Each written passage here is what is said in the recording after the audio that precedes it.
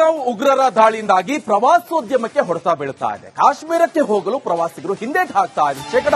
60% Kashmir tour ಈಗ cancel ಆಗ್ತಾ ಇದೆ. 15,000 ಫ್ಲೈಟ್ ಬದಲಿಸುವಂತೆ ಮನವಿ. ಕಾಶ್ಮೀರ ಬಿಟ್ಟು ಬೇರೆ ರಾಜ್ಯದ ಟಿಕೆಟ್ಗೆ ಬೇಡಿಕೆ ಇಡಲಾಗಿದೆ. ಕೇವಲ 38% ಜನರಿಂದ ಕಾಶ್ಮೀರ ಟ್ರಿಪ್ಗೆ ನಿರ್ಧಾರ ಇದೆ. ನೋಡಿ ಎಂತ ವಿಪರ್ಯಾಸ ಅಂತ ಹೇಳಿದ್ರೆ, ಎಂತ ದುರಂತ ಅಂತ ಹೇಳಿದ್ರೆ, ಸ್ವರ್ಗ ಅಂತ ಹೋಗ್ತಾ ಇದ್ರು ಅಲ್ಲಿಗೆ, ಮಿನಿ ಸ್ವಿಟ್ಜರ್ಲ್ಯಾಂಡ್ ಅಂತ ಹೋಗ್ತಾ ಇದ್ರು ಪಹಲ್ಗಾಂವ್ಗೆ. ಜಮ್ಮು ಕಾಶ್ಮೀರದ ಈ ಪ್ರವಾಸನ ಈಗ ರದ್ದು ಮಾಡ್ತಾ ಇದ್ದಾರೆ. ಕಾಶ್ಮೀರಕ್ಕೆ ಹೋಗಲು ಪ್ರವಾಸಿಗರ ಹಿಂದೇಟಿದ್ದು 60% ಕಾಶ್ಮೀರ ಟೂರ್ ಕ್ಯಾನ್ಸಲ್ ಆಗ್ತಾ ಇದೆ.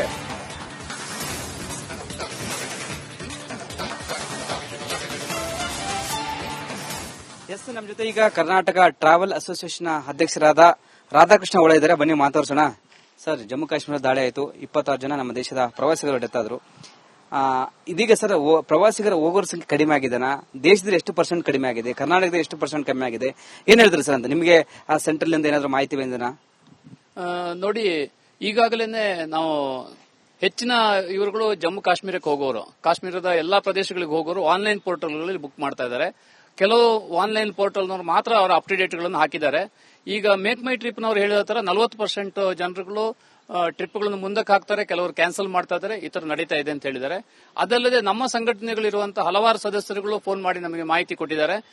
ಟಿಕೆಟ್ಗಳು ಆದಷ್ಟು ಕ್ಯಾನ್ಸಲ್ ಮಾಡಕ್ಕೆ ಟ್ರೈ ಮಾಡ್ತಾ ಇದ್ದಾರೆ, ಆಮೇಲೆ ಮುಂದಕ್ಕೆ ಹೋಗ್ಲಿಕ್ಕೂ ಟ್ರೈ ಮಾಡ್ತಾ ಇದ್ದಾರೆ. ಆದ್ರೆ ಈಗ ಏನಾಗುತ್ತೆ ಅಂದ್ರೆ, ಚೀಫ್ ಏರ್ ಟಿಕೆಟ್ ಫೇರ್ ಅಲ್ಲಿ ಬುಕ್ ಮಾಡಿದಂತ ಏರ್ ಟಿಕೆಟ್ಗಳು ಕ್ಯಾನ್ಸಲ್ ಮಾಡಿದಂತ ಸಂದರ್ಭದಲ್ಲಿ ಅವರಿಗೆ ರಿಟರ್ನ್ ಅಮೌಂಟ್ ಏನು ಬರೋದಿಲ್ಲ. ಹೈ ಲೆವೆಲ್ ಅಲ್ಲಿ ಟಿಕೆಟ್ಗಳು ಬುಕ್ ಮಾಡಿದಂತವರು, ಬಿಸಿನೆಸ್ ಕ್ಲಾಸ್ ಟಿಕೆಟ್ ಬುಕ್ ಮಾಡಿದಂತವರಿಗೆ ಅವರಿಗೆ ಎಲ್ಲ ಕಾರ್ಪೊರೇಟ್ ಲೆವೆಲ್ ಆದ ಕಾರಣ ಅವರಿಗೆ ರಿಟರ್ನ್ ಚಾರ್ಜಸ್ಗಳು ಕೂಡ ಬರುತ್ತೆ, ಅದೇನು ತೊಂದರೆ ಇಲ್ಲ. ಆದ್ರೆ ಚಿಕ್ಕ ಪುಟ್ಟ ಬುಕಿಂಗ್ ಮಾಡಿದಂತವರಿಗೆ ಲಾಸ್ ಆಗುತ್ತೆ. ಇದರಿಂದ ಹೊಡೆತಾಗುತ್ತೆ. ಟ್ರಾವೆಲ್ಸ್ನವರಿಗೆ ಹೊಡೆತ ಅಂದ್ರೆ ಇದು ದೊಡ್ಡ ಹೊಡೆತನೆ. ಟ್ರಾವೆಲ್ಸ್ನವರು ಏನು ಇದು ಮಾಡಕ್ಕಾಗಲ್ಲ, ಕೆಟ್ಟ ಹೆಸರು ಮಾತ್ರ ಅವರಿಗೆ ಬರುತ್ತೆ ಅಷ್ಟೇ. ಯಾಕಂದ್ರೆ ಟ್ರಾವೆಲ್ಸ್ನವರಿಗೆ ಏನು ಹಣ ಉಳಿಯೋದಿಲ್ಲ. ಅದರಲ್ಲಿ 50% ಅಮೌಂಟ್ ತಗೊಂಡಿರ್ತಾರೆ, ಹೋಟೆಲ್ನವರಿಗೆ ಕೊಟ್ಟಿರ್ತಾರೆ, ಟ್ಯಾಕ್ಸಿ ಅವರಿಗೆ ಪೇ ಮಾಡಿರ್ತಾರೆ, ಏರ್ ಟಿಕೆಟಿಂಗ್ ಆನ್ಲೈನ್ ಬುಕಿಂಗ್ ಆದ್ರೆ ಏರ್ ಟಿಕೆಟಿಂಗ್ ಕೊಟ್ಟಿರ್ತಾರೆ. ಆ ಹಣದಲ್ಲಿ ಏನು ಬರಲ್ಲ ಇವರಿಗೆ.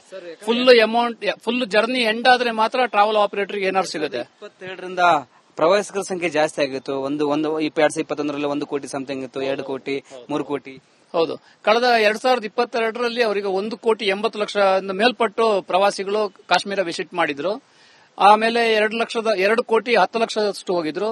2024ರಲ್ಲಿ ಮೊನ್ನೆ ಕೊಟ್ಟಂತ ಅವರ ಅಂಕಿ ಅಂಶದ ಪ್ರಕಾರ 2,35,00,000 ಪ್ರವಾಸಿಗಳು ಹೋಗಿದ್ರು. ಅತ್ಯಂತ ಜಾಸ್ತಿ ಪ್ರವಾಸಿಗಳು ವಿಸಿಟ್ ಮಾಡ್ತಾ ಇದ್ರು ಕಾಶ್ಮೀರಕ್ಕೆ. ಅಂದ್ರೆ ಪ್ರವಾಸಿಗಳು ಫುಲ್ ಅಲ್ಲಿ ತುಂಬಿ ತುಳುಕ್ತಾ ಇದ್ರು. ಅಂತ ಟೈಮಲ್ಲಿ ಈ ತರ ಒಂದು ಪ್ರವಾಸಿಗಳ ಮೇಲನೆ ಅವರು ಈ ತರ ಉಗ್ರವಾದಿಗಳು ಅವರನ್ನು ಕೊಂದ ಕಾರಣ ಇದೊಂದು ದೊಡ್ಡ ಫಸ್ಟ್ ಟೈಮ್ ಇಂಡಿಯಾದ ಹಿಸ್ಟ್ರಿಯಲ್ಲಿನೇ ಪ್ರವಾಸಿಗಳನ್ನು, ಟೂರಿಸ್ಟರ್ಸ್ ಅನ್ನು ಐಡೆಂಟಿಟಿ ಮಾಡಿ ಹೊಡೆದು ಕೊಂದಿರುವಂತದ್ದು ಇದು ಫಸ್ಟ್ ಟೈಮ್. ಇದರಿಂದ ಆಗ್ಬಿಟ್ಟು ಇನ್ನೂ 1 ತಿಂಗಳು 1.5 ತಿಂಗಳುಗಳ ಕಾಲ ಜನ ಆ ಕಡೆ ಹೋಗ್ಬೇಕಂದ್ರೆ ಸ್ವಲ್ಪ ಹಿಂದೆ ಮುಂದೆ ನೋಡ್ತಾರೆ. ಇಡೀ ದೇಶದಲ್ಲಿ 40% ಜನ ಈಗ ಹೋಗ್ತಾ ಇಲ್ಲ, ಕ್ಯಾನ್ಸಲ್ ಮಾಡ್ತಿದ್ದಾರೆ, ಮುಂದೂಳದೆಲ್ಲ ಮಾಡ್ತಿದ್ದಾರೆ. ಹಾಗಾದ್ರೆ ಇವಾಗ 40% ಅಂತ ಒಂದು ವೆಬ್ಸೈಟ್ ನವ್ರು ಹೇಳಿದ್ದಾರೆ, ಮೇಕ್ ಮೈ ಟ್ರಿಪ್. ಆ ತರ 10-12 ವೆಬ್ಸೈಟ್ಗಳಿದೆ. ಯಾರನ್ನು ಅಂಕಿಅಂಶಗಳನ್ನು ಕೊಡ್ತಾ ಇಲ್ಲ. ಯಾಕಂದ್ರೆ ಇದು ಸೇವಾ ಉದ್ಯೋಗ ಆದ ಕಾರಣ ಒಂದು ಪ್ರೊಡಕ್ಷನ್ ಇಂಡಸ್ಟ್ರಿ ಆದ್ರೆ ಅವ್ರು ಹೇಳ್ಬೋದು ನಮ್ದು ಎಷ್ಟು % ನಿಂತೋಯ್ತು, ಎಷ್ಟು % ಇದಾಯ್ತು ಅಂತ. ನಾವು ಜಮ್ಮು ಕಾಶ್ಮೀರದಲ್ಲಿ ನೋಡಿದಾಗ ಅಲ್ಲಿಯ ಪ್ರವಾಸಿಗಳು ಕುಂಠಿತ ಆದ್ರೂ ನೋಡಿ ನಾವು ಅಬ್ಸರ್ವ್ ಮಾಡಬೇಕಾಗುತ್ತೆ. ಮಾಹಿತಿ ನೀಡಿದಾರೆ? ಇಲ್ಲ, ಗವರ್ಮೆಂಟ್ ಆಗಲಿ ಎಲ್ಲಿಂದಲೂ ನಮಗೆ ಯಾವುದೇ ಮಾಹಿತಿಗಳು ಎಲ್ಲೂ ಇಲ್ಲ. ವೆಬ್ಸೈಟ್ಗಳನ್ನು ಚೆಕ್ ಮಾಡಿದ್ರು ಕೂಡ ಮಾಹಿತಿಗಳಿಲ್ಲ. ಯಾಕಂದ್ರೆ ನಿನ್ನೆ ಮೊನ್ನೆ ಆಗಿದೆ, ಕಂಟಿನ್ಯೂಸ್ ಮೀಟಿಂಗ್ಗಳು ನಡೀತಾ ಇದೆ. ಸುರಕ್ಷತೆಗೆ ಬೇಕಾದಂತಹ ದೃಷ್ಟಿಕೋನದಲ್ಲಿನೇ ಅಂಕಿಅಂಶಗಳನ್ನು ಇದು ಮಾಡ್ತಾ ಇದ್ದೀವಿ. ನಾವು ನಮ್ಮಲ್ಲಿರುವಂತಹ ಚಿಕ್ಕ ಪುಟ್ಟ ಉದ್ಯಮಿಗಳಿಗಾದಂತಹ ತೊಂದರೆಗಳ ಅಂಕಿಅಂಶದ ಮೇಲೆ ನಾವು ಹೇಳ್ಬೋದು, ಆದಷ್ಟು ಜನ ಆ ಪ್ಲೇಸ್ಗೆ ಹೋಗೋದ್ರನ್ನು ಕುಂಠಿತಗೊಳ್ತಾ ಇದೆ. ಅವರು ಬೇರೆ ಪ್ಲೇಸ್ಗಳನ್ನ ಆಯ್ಕೆ ಮಾಡ್ಕೊಳ್ತಾ ಇದ್ದಾರೆ. ಇವಾಗ ಕುಲು ಮನಾಲಿ ಹೋಗ್ಲಿಕ್ಕೆ ಆಯ್ಕೆ ಮಾಡ್ಕೊಳ್ತಾರೆ, ಹಿಮಾಚಲ ಪ್ರದೇಶ ಹೋಗ್ಲಿಕ್ಕೆ ಆಯ್ಕೆ ಮಾಡ್ಕೊಳ್ತಾರೆ. ಅದೇ ಸೌತ್ ಅಲ್ಲಿ ಊಟಿ, ಕೊಡೈಕೆನಾಲ್ ಅಥವಾ ಚಿಕ್ಕಮಗಳೂರು, ಮಡಿಕೇರಿ ಈ ತರ ಭಾಗಗಳನ್ನು ಕೂಡ ಸಮ್ಮರ್ ವೆಕೇಶನ್ ಆಯ್ಕೆ ಮಾಡ್ಕೊಳ್ತಾ ಇದ್ದಾರೆ. ರಾಧಾಕೃಷ್ಣ ಒಳ್ಳ. ಎಸ್, ಇದಿಷ್ಟು ಕರ್ನಾಟಕ ಟ್ರಾವೆಲ್ ಅಸೋಸಿಯೇಷನ್ ಅಧ್ಯಕ್ಷರಾದ ರಾಧಾಕೃಷ್ಣ ಒಳ ಅವರ ಮಾತಾಗಿದೆ. ಕ್ಯಾಮರಾ ಪರ್ಸನ್ ಮಧುಜಯ ಜೊತೆ ವೀರೇಶ್, ರಿಪಬ್ಲಿಕ್ ಕನ್ನಡ, ಬೆಂಗಳೂರು. ಪಹಲ್ಗಾಂವ್ ಉಗ್ರರ ದಾಳಿಯಿಂದಾಗಿ ಪ್ರವಾಸೋದ್ಯಮಕ್ಕೆ ಹೊಡೆತ ಬೀಳ್ತಾ ಇದೆ. ಕಾಶ್ಮೀರಕ್ಕೆ ಹೋಗಲು ಪ್ರವಾಸಿಗರು ಹಿಂದೇಟು ಹಾಕ್ತಾ ಇದೆ. 60% ಕಾಶ್ಮೀರ ಟೂರ್ ಈಗ ಕ್ಯಾನ್ಸಲ್ ಆಗ್ತಾ ಇದೆ. 15,000 ಫ್ಲೈಟ್ ಬದಲಿಸುವಂತೆ ಮನವಿ. ಕಾಶ್ಮೀರ ಬಿಟ್ಟು ಬೇರೆ ರಾಜ್ಯದ ಟಿಕೆಟ್ಗೆ ಬೇಡಿಕೆ ಇಡಲಾಗಿದೆ. ಕೇವಲ 38% ಜನರಿಂದ ಕಾಶ್ಮೀರ ಟ್ರಿಪ್ಗೆ ನಿರ್ಧಾರ ಇದೆ. ನೋಡಿ ಎಂತ ವಿಪರ್ಯಾಸ ಅಂತ ಹೇಳಿದ್ರೆ, ಎಂತ ದುರಂತ ಅಂತ ಹೇಳಿದ್ರೆ, ಸ್ವರ್ಗ ಅಂತ ಹೋಗ್ತಾ ಇದ್ರು ಅಲ್ಲಿಗೆ, ಮಿನಿ ಸ್ವಿಟ್ಜರ್ಲ್ಯಾಂಡ್ ಅಂತ ಹೋಗ್ತಾ ಇದ್ರು ಪಹಲ್ಗಾಂವ್ಗೆ. ಜಮ್ಮು ಕಾಶ್ಮೀರದ ಈ ಪ್ರವಾಸನ ಈಗ ರದ್ದು ಮಾಡ್ತಾ ಇದ್ದಾರೆ. ಕಾಶ್ಮೀರಕ್ಕೆ ಹೋಗಲು ಪ್ರವಾಸಿಗರ ಹಿಂದೇಟಿದ್ದು 60% ಕಾಶ್ಮೀರ ಟೂರ್ ಕ್ಯಾನ್ಸಲ್ ಆಗ್ತಾ ಇದೆ.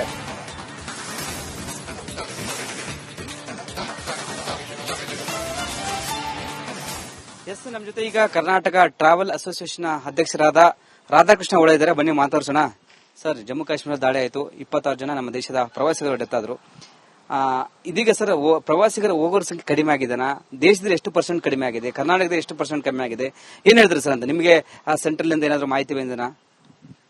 ನೋಡಿ, ಈಗಾಗಲೇ ನಾವು ಹೆಚ್ಚಿನ ಇವರುಗಳು ಜಮ್ಮು ಕಾಶ್ಮೀರಕ್ಕೆ ಹೋಗೋರು, ಕಾಶ್ಮೀರದ ಎಲ್ಲಾ ಪ್ರದೇಶಗಳಿಗೆ ಹೋಗೋರು ಆನ್ಲೈನ್ ಪೋರ್ಟಲ್ಗಳಲ್ಲಿ ಬುಕ್ ಮಾಡ್ತಾ ಇದ್ದಾರೆ. ಕೆಲವು ಆನ್ಲೈನ್ ಪೋರ್ಟಲ್ನವರು ಮಾತ್ರ ಅವರ ಅಪ್ ಟು ಡೇಟ್ ಗಳನ್ನು ಹಾಕಿದ್ದಾರೆ.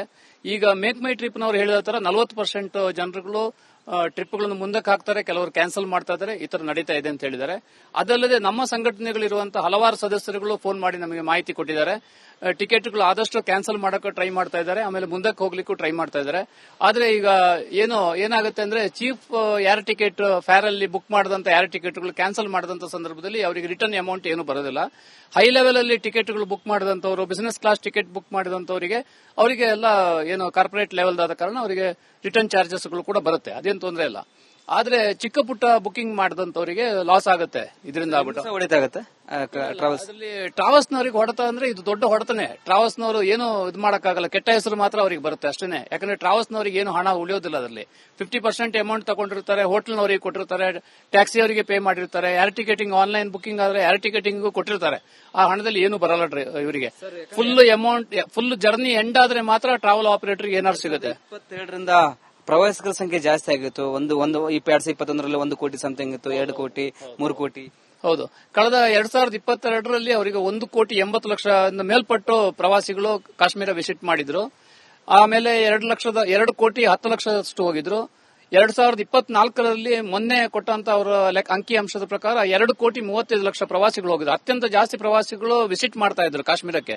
ಅಂದ್ರೆ ಪ್ರವಾಸಿಗಳು ಫುಲ್ ಅಲ್ಲಿ ತುಂಬಿ ತುಳುಕ್ತಾ ಇದ್ರು. ಅಂತ ಟೈಮಲ್ಲಿ ಈ ತರ ಒಂದು ಪ್ರವಾಸಿಗಳ ಮೇಲನೆ ಅವರು ಈ ತರ ಉಗ್ರವಾದಿಗಳು ಅವರನ್ನು ಕೊಂದ ಕಾರಣ ಇದೊಂದು ದೊಡ್ಡ ಫಸ್ಟ್ ಟೈಮ್ ಇಂಡಿಯಾದ ಹಿಸ್ಟ್ರಿಯಲ್ಲಿನೇ ಪ್ರವಾಸಿಗಳನ್ನು, ಟೂರಿಸ್ಟರ್ಸ್ ಅನ್ನು ಐಡೆಂಟಿಟಿ ಮಾಡಿ ಹೊಡೆದು ಕೊಂದಿರುವಂತದ್ದು ಇದು ಫಸ್ಟ್ ಟೈಮ್. ಇದರಿಂದ ಆಗ್ಬಿಟ್ಟು ಇನ್ನೂ 1.5 ತಿಂಗಳುಗಳ ಕಾಲ ಜನ ಆ ಕಡೆ ಹೋಗ್ಬೇಕಂದ್ರೆ ಸ್ವಲ್ಪ ಹಿಂದೆ ಮುಂದೆ ನೋಡ್ತಾರೆ. ಇಡೀ ದೇಶದಲ್ಲಿ 40% ಜನ ಈಗ ಹೋಗ್ತಾ ಇಲ್ಲ, ಕ್ಯಾನ್ಸಲ್ ಮಾಡ್ತಿದ್ರೆ, ಮುಂದೂಳದೆಲ್ಲ ಮಾಡ್ತಿದ್ರೆ. ಹಾಗಾದ್ರೆ ಇವಾಗ 40% ಅಂತ ಒಂದು ವೆಬ್ಸೈಟ್ ನವ್ರು ಹೇಳಿದ್ದಾರೆ, ಮೇಕ್ ಮೈ ಟ್ರಿಪ್. ಆ ತರ 10-12 ವೆಬ್ಸೈಟ್ಗಳಿದೆ. ಯಾರನ್ನು ಅಂಕಿಅಂಶಗಳನ್ನು ಕೊಡ್ತಾ ಇಲ್ಲ. ಯಾಕಂದ್ರೆ ಇದು ಸೇವಾ ಉದ್ಯೋಗ ಆದ ಕಾರಣ ಒಂದು ಪ್ರೊಡಕ್ಷನ್ ಇಂಡಸ್ಟ್ರಿ ಆದ್ರೆ ಅವ್ರು ಹೇಳ್ಬೋದು ನಮ್ದು ಎಷ್ಟು % ನಿಂತೋಯ್ತು, ಎಷ್ಟು % ಇದಾಯ್ತು ಅಂತ. ನಾವು ಜಮ್ಮು ಕಾಶ್ಮೀರದಲ್ಲಿ ನೋಡಿದಾಗ ಅಲ್ಲಿಯ ಪ್ರವಾಸಿಗಳು ಕುಂಠಿತ ಆದ್ರೂ ನೋಡಿ ನಾವು ಅಬ್ಸರ್ವ್ ಮಾಡಬೇಕಾಗುತ್ತೆ. ಮಾಹಿತಿ ನೀಡಿದಾರೆ? ಇಲ್ಲ, ಗವರ್ಮೆಂಟ್ ಆಗಲಿ ಎಲ್ಲಿಂದಲೂ ನಮಗೆ ಯಾವುದೇ ಮಾಹಿತಿಗಳು ಎಲ್ಲೂ ಇಲ್ಲ. ವೆಬ್ಸೈಟ್ಗಳನ್ನು ಚೆಕ್ ಮಾಡಿದ್ರು ಕೂಡ ಮಾಹಿತಿಗಳಿಲ್ಲ. ಯಾಕಂದ್ರೆ ನಿನ್ನೆ ಮೊನ್ನೆ ಆಗಿದೆ, ಕಂಟಿನ್ಯೂಸ್ ಮೀಟಿಂಗ್ಗಳು ನಡೀತಾ ಇದೆ. ಸುರಕ್ಷತೆಗೆ ಬೇಕಾದಂತಹ ದೃಷ್ಟಿಕೋನದಲ್ಲಿನೇ ಅಂಕಿಅಂಶಗಳನ್ನು ಇದು ಮಾಡ್ತಾ ಇದ್ದೀವಿ.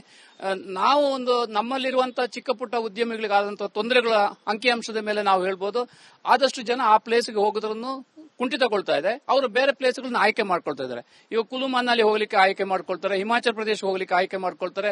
ಅದೇ ಸೌತ್ ಅಲ್ಲಿ ಊಟಿ, ಕೊಡೈಕೆನಾಲ್ ಅಥವಾ ಚಿಕ್ಕಮಗಳೂರು, ಮಡಿಕೇರಿ ಈ ತರ ಭಾಗಗಳನ್ನು ಕೂಡ ಸಮ್ಮರ್ ವೆಕೇಶನ್ ಆಯ್ಕೆ ಮಾಡ್ಕೊಳ್ತಾ ಇದ್ದಾರೆ. ರಾಧಾಕೃಷ್ಣ ಹೊಳ್ಳ.